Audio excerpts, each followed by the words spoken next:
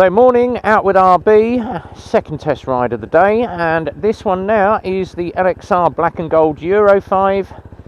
This one is going out to Edward, so it's a ride test for his purposes to see that the bike is being ridden correctly. Just a quick look around the bike. And looking absolutely lovely in those black and gold colours. Done so many of these LXRs, very, very easy just to check the coolant on these as well. What you need to do, obviously get someone to look or sit on the bike, get the bike upright, and your coolant level will sit up the top here when the bike is upright. When it's leant over, it will be low, so don't go filling it up to the top when it is on the side stand. Make sure you've got the bike upright, and it's the same for your oil level as well. Just to check down here, dipstick out, clean it off, put it all the way back in, take it out again to check your oil level, but always make sure that you've got the bike upright when you do it. And just sets it off with those gold wheels, and obviously twin discs to the front, single disc to the rear. Absolutely amazing looking machine this. So what we're going to do, out and ride test this. We've got current mile on the clock at the moment, and we're going to wrap up some mileage. Now the mirrors on these you can set absolutely super wide, and I like wide mirrors on a bike, so we're going to set these up. And I've got literally just the tail of the bike and my shoulder just here, so I've got all this mirror to see behind, and the same for the other side. Gear indicator down there on the digital display, nice big rev counter to the center, and then obviously fuel along the bottom, and all your telltales are off to the left hand side. Now, difference being, a lot of people have said, can you do a comparison? We are going to be doing a comparison when we get back to the yard. I've got an LXS sitting on the yard at the moment, and we're going to be ride testing that one this afternoon. And we're going to compare the LXS in height to the LXR.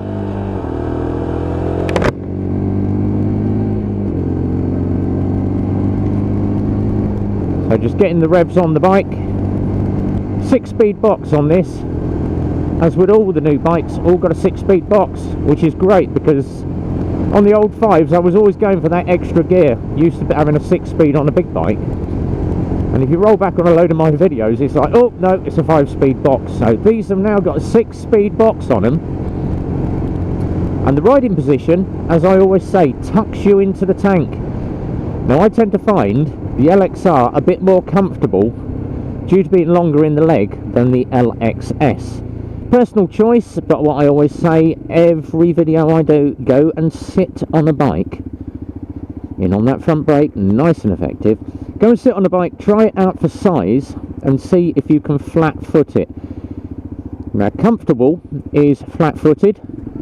If you're on the balls of your feet, still good, but it's better to be flat-footed. But if you're on tippy toes, or you can't reach the floor effectively, then get yourself something a little bit shorter in the seat, a little bit lower down, because all it needs is for you to pull up, camber the road slightly off, or you put your foot into a slight bump, that bike is going to go over.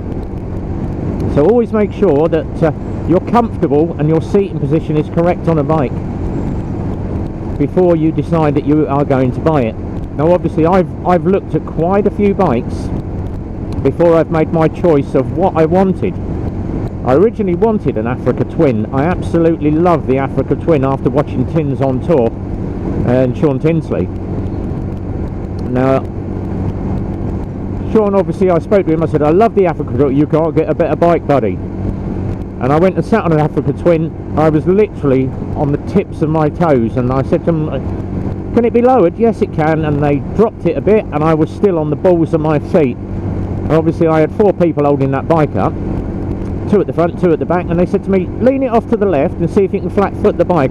Flat footed it, got the bike over, but there was so much weight there that I couldn't get the bike back upright. So they looked at me, I looked at them. Not the bike for you, Dave. I went, no. Oh well, I'm not getting an Africa Twin. Hence why I obviously decided keep the ZX7R for another year, and then obviously went off and watched Z-Head Motovlogs, A Z-head big Scottish biker. It's got a ZZR 1400. Love the bike, love the shapes, Kawasaki. And that was going to be my bike. Went and tried one out. Paid my deposit. And then obviously following my little off that I had in April. And I'm getting better. But I'm still struggling with the back. And after a couple more rides on the ZZR, I just found it very, very uncomfortable after about 20 miles. Because it was a lent over bike, and it's the same with this. Because I'm lent over, I'm arching my back to get over the tank. So it does cause a niggly back. Does cause the achy wrists and the sore knees.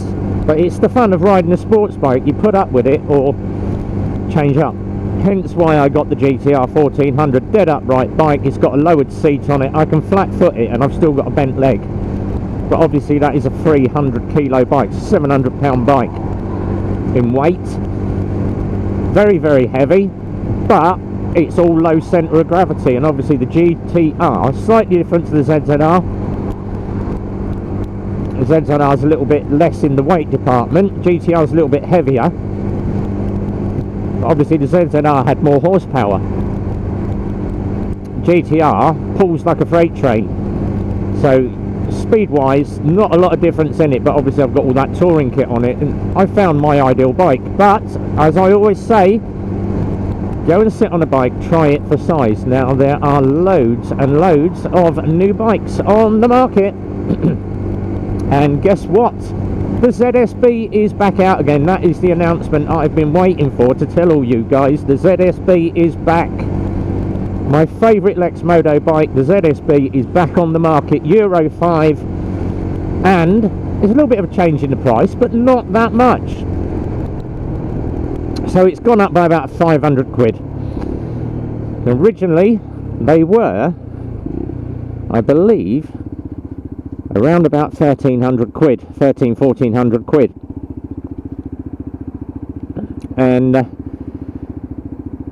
we had a look at them. I love the ZSBs, brilliant bike, and obviously the new one now is 1799.99, as you would have thought with all the price increases on the Chinese bikes. But value for money,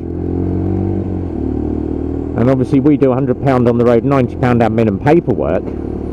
1990 for a ZSB is still good money. 2 grand for a bike, a 125 is damn good money.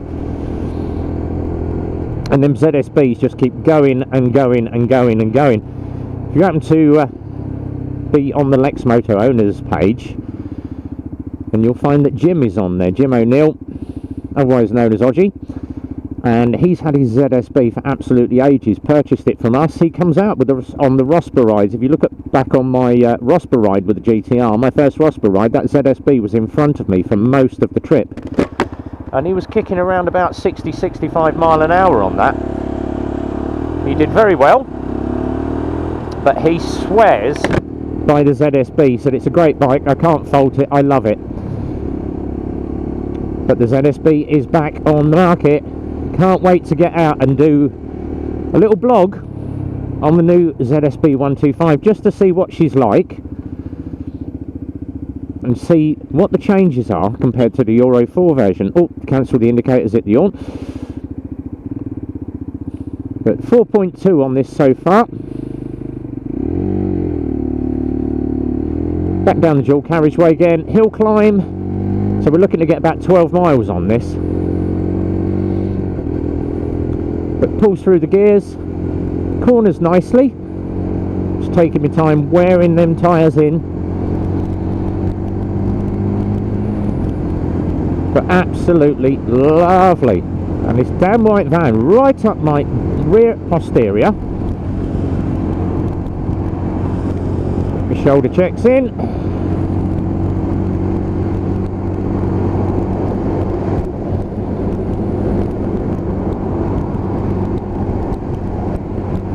Typical white van man. Oh, knows how to use an indicator then. Numpty. So sitting at a nice steady 40 mile an hour. And just bringing it up slightly to about 43. There we go. Give it a little extra run. If you're running a bike in 40 to 45 mile an hour for the first 3 months or 500 miles. Servicing has changed on these, so I've now memorised it all. First service is now time or mileage. 3 months, 500 miles, whatever comes sooner. Next service, 3,000 miles or 6 months. So unless you're doing absolutely heavy mileage on one of these, the next one's going to be at 6 months. Then it goes to a year, 6,000. So that is your first start. It's all in your Lexmoto handbook that the dealer should give you when you pick your bike up. So all you've got to remember, 3 months, 6 months, 1 year. Or 500, 3,000, 6,000. That is your new service mileage. Warranty wise, the warranty will now carry over to the second owner. So if you do sell the bike within a year and you've got a 2-year warranty, you can transfer that warranty over to the second owner, and that is on the new Euro 5s. Whether it works on the old bikes, I do not know. That you would need to check with Lexmoto on that, but that is what is coming out on the new service and warranty paperwork. As always, if you're buying a bike, and we take 3 weeks to get one of these ready, and people are like, oh, it's a really long amount of time. Yes, it is, but every bike going out from us is absolutely spot on, damn perfect. Check to the maximum, check to the hilt. We've done around about, I think, about 60 bikes now so far this year. Did about 150 last year. But of all those bikes, only one come back, and that was where someone had been fiddling with the electrics, deciding to try, oh, I'm going to wire some extra bits in, and didn't have a clue where the wiring was and put it all back together the wrong way, and then realised nothing worked. So unless you know what you're doing, don't go fiddling. Let the dealer do it, or take it to an approved garage that know what they're doing with the bike. Oh, it's a bit iffy today. Oh, I can smell rotten bananas. I think they are slurry in the farm fields. Lovely smell to be out in the open air with. Ooh, that's put me off my bacon roll this morning.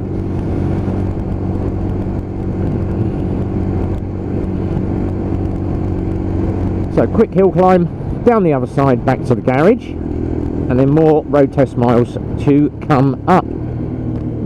Oh Jesus, that really pen and inks now. Right, sitting to the near side, simple reason, he can see me in the mirrors. So if you are pulling up at junctions, position 1, position 3.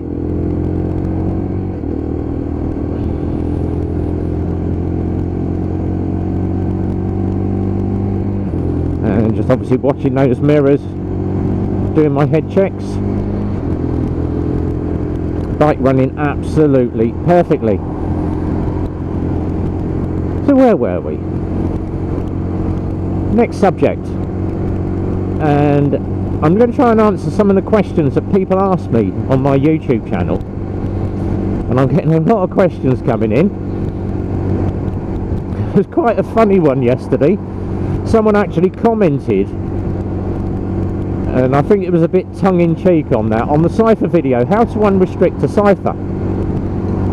Will this work on a petrol? Really?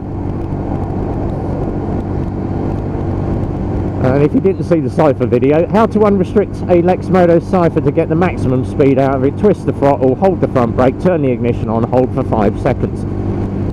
Unreleases it from 30 and unrestricts the bike up to 50 mile an hour if you're going downhill, about 45 on the flat.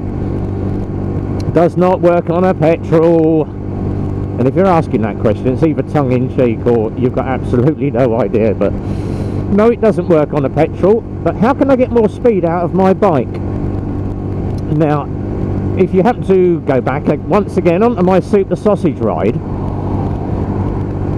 we had a Lexmoto ISCA with us, Alison, or Ali as she's known, and husband Hayden on his XJ6 diversion. Now Ali said to me, she's like, oh, I can get about 60, but my ISCA is screaming its head off.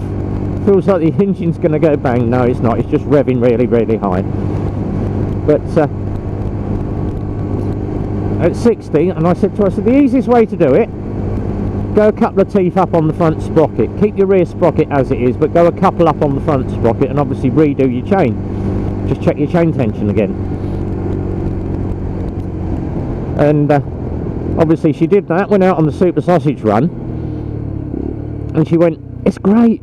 I went, why is that? She said, but I'm doing the same speed, I'm still doing 60, but I'm down about 1500 RPM lower. And I went, that's the simple reason. Less revs, a little bit more speed. And obviously if you was to go up to the same revs, then you'd increase your speed. So easiest way to do it, up a couple on the front, and if you really want to do it, go down one on the back. Increase your front sprocket to your rear. And obviously if you want a little bit more revs and less speed, just to get you away a bit quicker, you'd go the opposite way, down and on the front, up on the back. But I always say go up 2 on the front, come down 1 on the back, and that will work with any bike. All it will do is just lower your revs at your top speed, which is a great idea, and a lot of people have been doing that. So up a couple on the front sprocket, don't worry about the rear, just go up a couple on the front, or if you really want to do it, go down 1 on the rear. And you can find all them extra bits on CMPO if the parts are in, because obviously there is a big parts crisis at the moment, trying to get parts out of China. But most of the parts for the Lexmoto, CMPO, Chinese Motorcycle Parts Online, same place we get all our spares, which is the parts company for LXR or Lexmoto. And the final one, the final comment, when's the Lonsin Vogue going out? It's going tomorrow. Customer is very, very happy. He's having that, and he's taking the top boxes separately. He's going to cart them off. Wife's going to come in the car, and he's going to take them off and fit them at home if he needs them, but he wants to get used to it naked at the moment.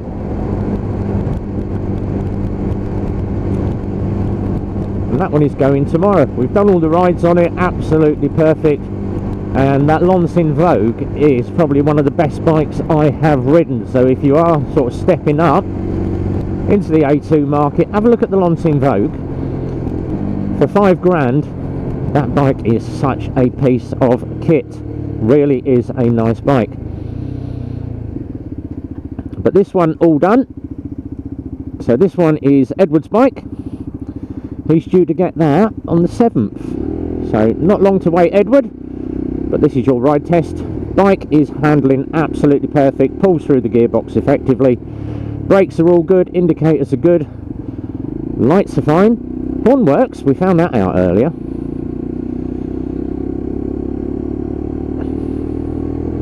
But these are lovely, lovely bikes to ride, these LXRs. Absolutely love these, and you can see why it's been the biggest seller for Lexmoto this year. The LXR and the LXS are actually just about borderline catching up with Honda and Yamaha at the moment for bike sales, if not more. So obviously the biggest selling 125 at the moment, the LXRs, LXSs. And for the price you can see why. For 3k, what a piece of equipment. But obviously it's down to the customers then to look after their bike, make sure they're riding it and running it incorrectly, looking after it, treating it nicely, keeping it clean. What I always say is at least a minimum of once a week,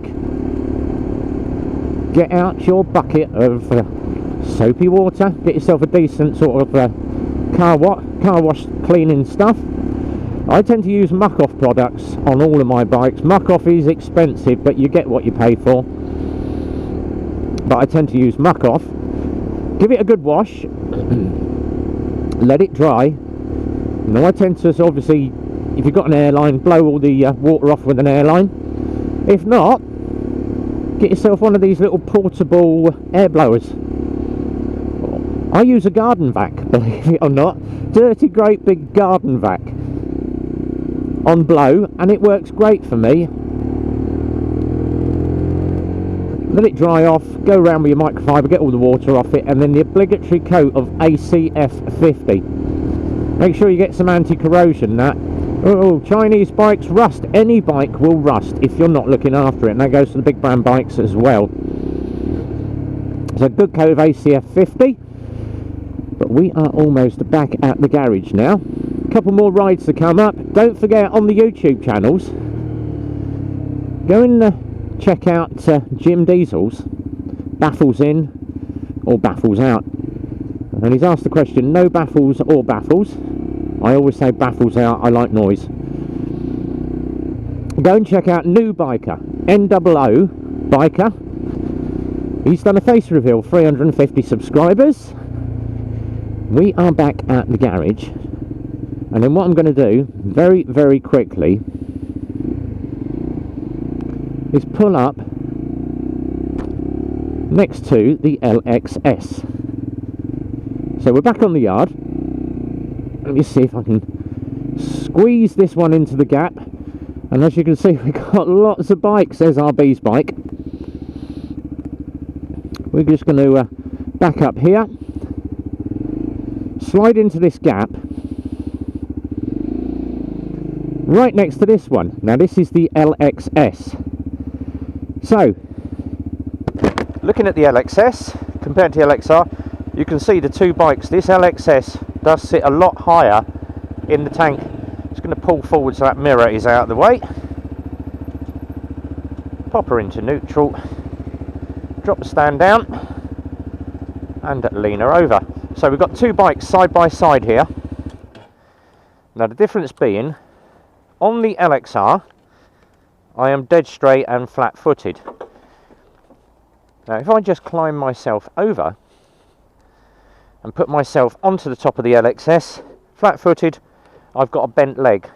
So there's a slight difference in height, 790 compared to 820 in the seat on these. And just looking at the bikes, you can actually see the height difference on those. So just work round the front on this one. And just looking from the front, you can actually see from a distance how high that LXR is compared to the LXS. Two totally different sizes. The LXS is a slightly shorter bike on the tail section as well. So you've got the under seat exhaust on that. The LXR has the side mounted exhaust. Two totally different seats, heights. But as I say, try a bike out for size. Make sure that you're sat on it and that you can sit comfortably on a bike before you try it out, or take it out, or purchase it. So that's the two compared side by side, LXR to LXS. Two totally different seat heights, two totally different lengths. And the LXR does sit a lot higher and a lot longer in the bike. So till the next time we ride, guys, RB signing out. Be well, ride safe.